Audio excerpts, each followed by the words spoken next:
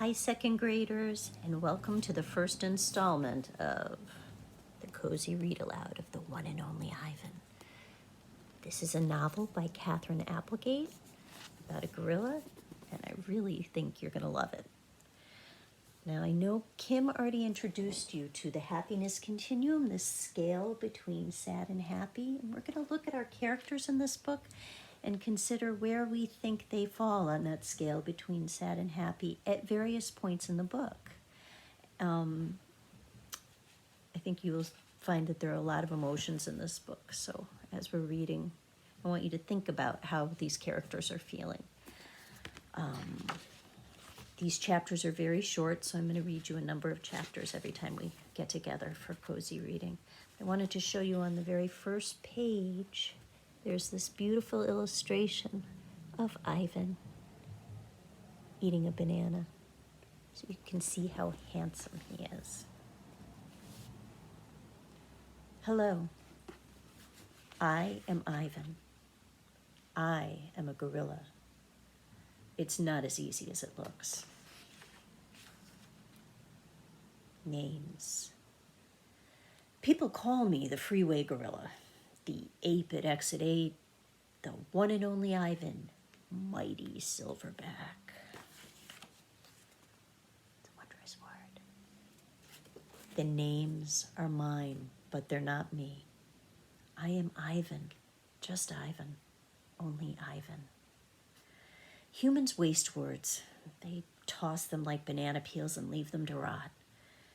Everyone knows the peels are the best part. I suppose you think gorillas can't understand you. Of course, you also probably think we can't walk upright. Try knuckle walking for an hour. You tell me which way is more fun. So, Ivan refers to himself as a silverback. A silverback is a word for an adult male gorilla who protects his family. The word came about because it describes the way that the upper back of a male gorilla is kind of silver or lighter colored fur. When we come across the word silverback, maybe we should use the gesture just to remind ourselves of what it means. Pop this up on our wondrous word wall. There we go.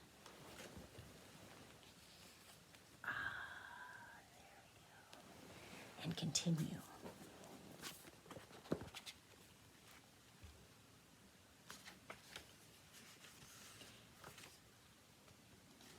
Patience. I've learned to understand human words over the years, but understanding human speech is not the same as understanding humans. Humans speak too much. They chatter like chimps, crowding the world with their noise, even when they have nothing to say. It took me some time to recognize all those human sounds, to weave words into things, but I was patient. Patient is a useful way to be when you're an ape. Gorillas are patient as stones. Humans, not so much. How I look.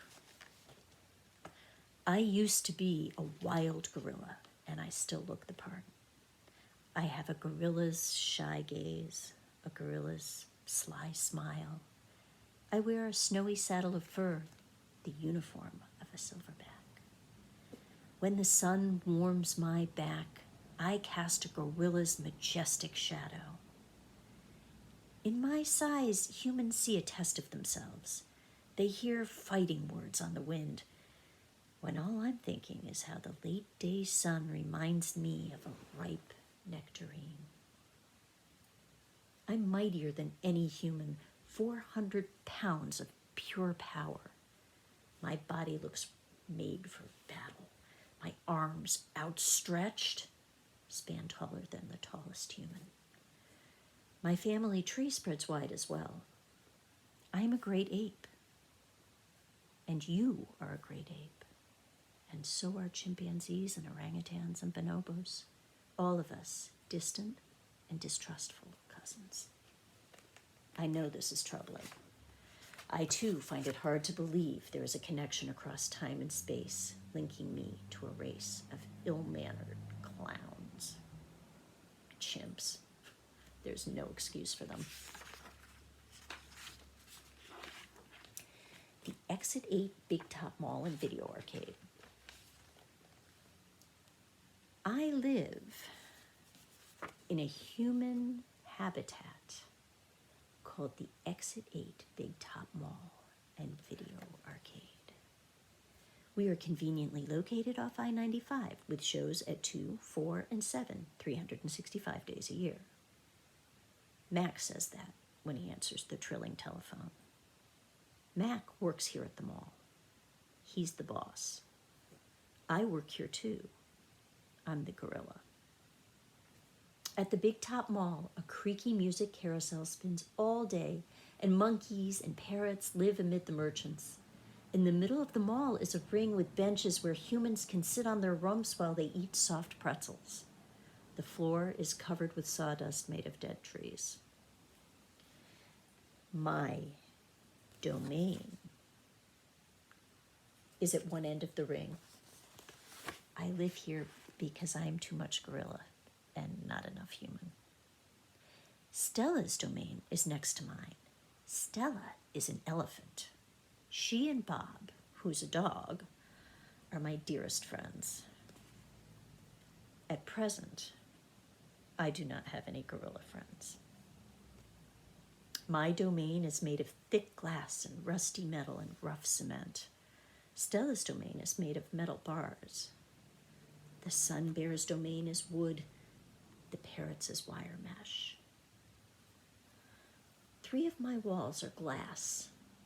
One of them is cracked, and a small piece about the size of my hand is missing from its bottom corner. I made the hole with a baseball bat Mac gave me for my 6th birthday. After that, he took the bat away, but he let me keep the baseball that came with it. A jungle scene is painted on one of my domain walls. It has a waterfall without water, and flowers without scent, and trees without roots. I didn't paint it, but I enjoy the way the shapes flow across my wall, even if it isn't much of a jungle. I am lucky my domain has 3 windowed walls. I can see the whole mall and a bit of the world beyond. The frantic pinball machines, the pink billows of cotton candy, the vast and treeless parking lot. Beyond the lot is a freeway where cars stampede without end. A giant sign at its edge beckons them to stop and rest like gazelles at a watering hole. The sign is faded, the colors bleeding, but I know what it says. Mac read its words aloud one day. Come to the Exit 8 Big Top Mall and Video Arcade, home of the one and only Ivan, mighty Silverback.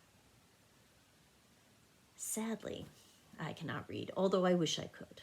Reading stories would make a fine way to fill up my empty hours. Once, however, I was able to enjoy a book left in my domain by one of my keepers. It tasted like termite.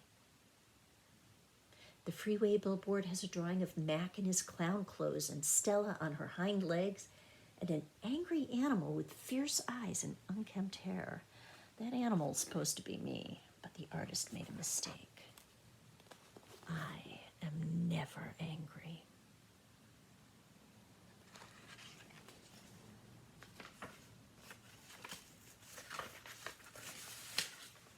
Anger is precious.